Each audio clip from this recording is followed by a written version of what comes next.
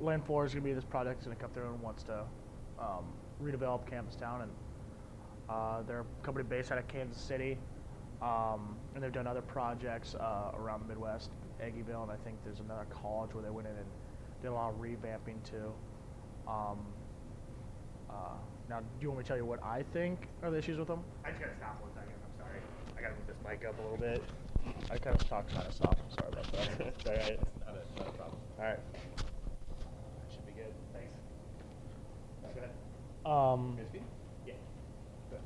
The biggest issue, I think, I think it's going to be a lot of commercialization in Campus Town. I think the small business owner will be gone. They'll die. Because if they come in here, what's the rent going to be like? What are they talking about per square foot? How much rent's going to be? I think that's a huge issue. And no matter what, there's going to be a new bar district that's going to go somewhere. And where that goes, I don't know. Does it go up to the Somerset? Does it go to West Ames? We don't know. In my aspect, it's weird because this is the first time. There's been development plans. I've heard rumors since the mid '80s of what developers want to come in here and do. In my office alone, I have plans for a guy who came here in the mid '80s, who wanted to develop this block all the way over to Stanton into a mall. It fell through because this developer wanted to do it. But this is the first time I've ever seen the city and the Iowa State University on the same page.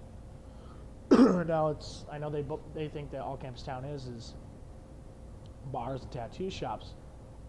But in that same aspect, there was businesses like they're trying to put in that have been here. They just didn't make it. I'm a local kid, so I'm from around the area. I remember when Mickey's used to be Poncheros. I remember when Battles and stuff used to be, I think it was a Hardee's.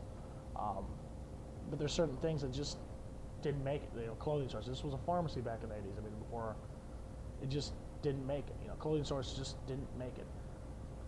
Do I think that some of the buildings along here have really dilapidated? Yeah. I mean, this building right here is the oldest in Campus Town apart from the university. This building here is 102 years old. But one thing I can say is my property owners do a very good job on maintaining the building and making sure, yes, it is an old structure, but it's kept up to date. Some of these other buildings along here, they don't. There's some other buildings that they just don't keep up maintenance. They have leaking issues, they have electrical issues, they have all these different issues that need to be addressed.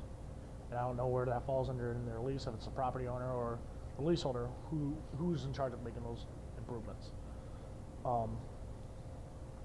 And no matter what, bars will go up somewhere. And I think that's, a lot of kids, the nice thing about the bars now is it's all from within walking distance of where the kids live. Now, if you move that, those kids are going to drive.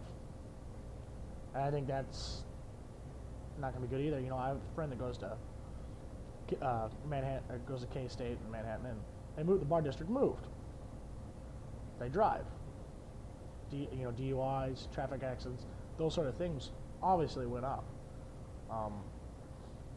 Why put the kids in danger? Especially this is something that's going to affect the kids the most. Yeah, they want Campus Town to be more family oriented, and I think that's great. I think there should be some redevelopment to Ames, but I just think we should work in Campus Town on certain things and with the buildings we have and just go with it that way. My honest opinion is, it's good and it's bad. Have you been contacted by anyone from the city or from the university about this issue? Nope. Not one person. Not one person. Did you get a formal letter from Lane 4 about anything? Nope. Lane 4 isn't talking to you? Lane 4 hasn't talked to me. So nobody's talked to you about this at all? Nope. So it's going through CAA meetings then? Yeah, Campus Town Association meetings. Just the rumor mill from the other business owners around here, just kind of what we heard, and a lot of the information is getting it from either reading for me, it's been reading the Tribune or Iowa State Daily, figuring out what they're, I know as much as really you guys really do, which is we're kind of left here in the dark and we don't know what's going on. I don't think it'll happen. If this project goes through, I don't think it'll happen for a couple more years. But it's one of those things. If it comes down to it, like people the big word eminent domain's given effect, which will be a drawn out process because it's going to go. People are going to fight tooth and nail. It's going to go all the way to the Iowa State Supreme Court. But I don't think eminent domain will go into effect. I really don't think so. Kind of what I got from the Campus Town Association meeting is their proposal is to try to redo what we have. No, it's not bringing somebody new and highly commercialized. They're talking like a Marriott hotel coming in, a Trader Joe's or a Walgreens pharmacy, all these commercialized stores. But the biggest thing is that I think Campus Town needs more than anything. If you want to draw more business down here, it's parking. There's absolutely no parking. But and parking's plans for this new for this new development. It's like, why don't you give us parking first? If that doesn't work, help revitalize Campus Town as far as business owners go, then yeah, move forward, move in that direction. Okay, so if you had to move somewhere else, what would happen? I mean, Well, what? it depends. A lot of variables in there. It depends on especially for me, since I am a live entertainment bar. I'd have to find a certain type of building with a certain square footage. If it was a brand new building, the rent's gonna be up there, and sound equipment and all that stuff costs a lot of money to put in, and making sure it's acoustically sound for shows like that. We're pretty last year we have high ceilings. It's set up for bands. This is what this bar is set up for. If we move somewhere else, we're gonna have to find a large enough commercial space for bands, and we can acoustically set up. I mean, if I could get a brand new building, that way I could lay it out the way I want, it'd be great. But it just depends on where it'd go. Because if we go out West Ames, it's gonna have to be a brand new building. We go up to, say maybe it's Somerset, because that's a really nice neighborhood right now. Again, it's gonna be a brand new building, and I don't think some of these business owners, they might just pack up shop and not come back. Okay. Do you want to tell me a little bit about the history of Headliners? Yeah, Headliners has only been around for like 2 years. We'll be 2 years in March here.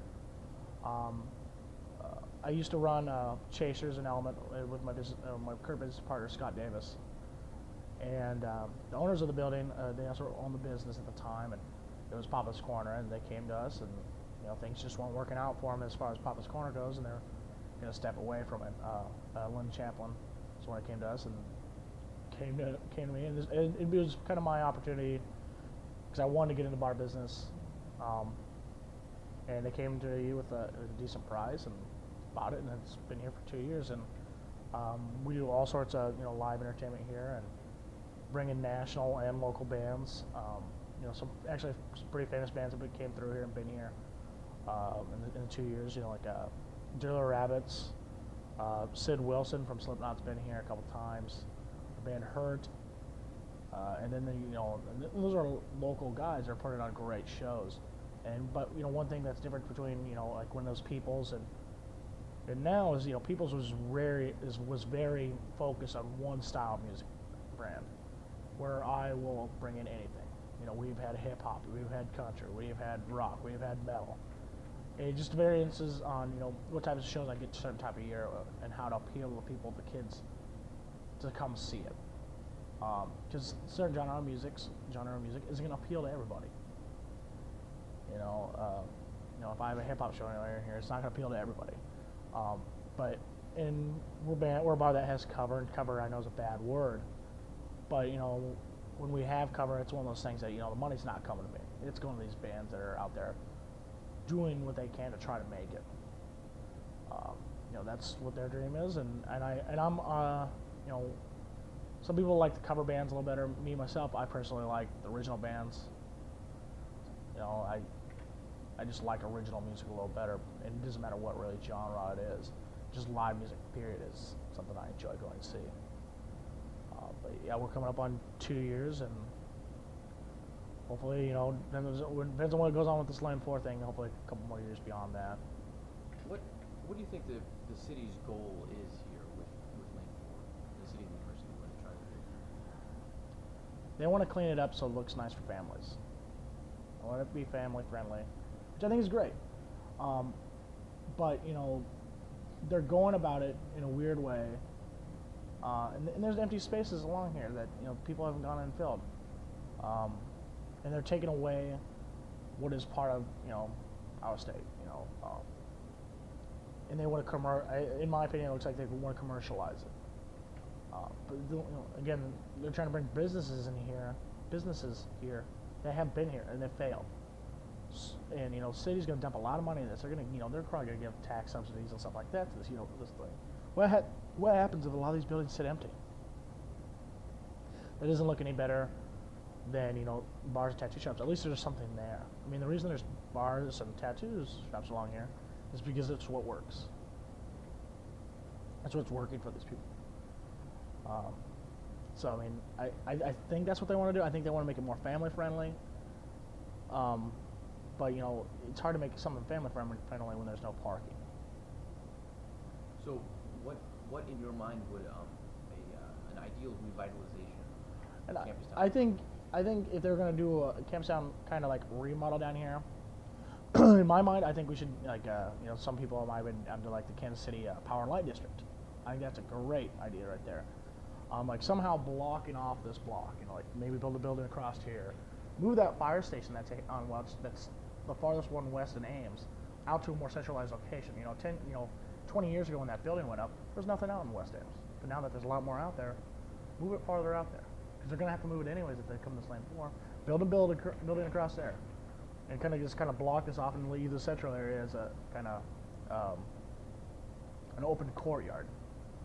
And you could have events in that open courtyard. At the Ames Power Light District, you pay I think it's like $5, and you can get in like 10 different bars. And the nice thing is like if you've ever been to like Las Vegas, New Orleans, you can walk outside with a drink. Here you can do that. You're like, oh, I want to walk over to this bar. I think that also builds a lot of camaraderie amongst bars as well. And one thing I don't think like the Campus Town is also this land for is really take effect is how many kids. This is their income around here. There's probably a couple hundred kids that this is what they do. You're taking away jobs too, But I think I agree. I think there should be a few more restaurants down here. I wish there was, but I think there should be a little bit more diversity in restaurants. All the restaurants are fairly similar in what they have, but again, there's just no parking.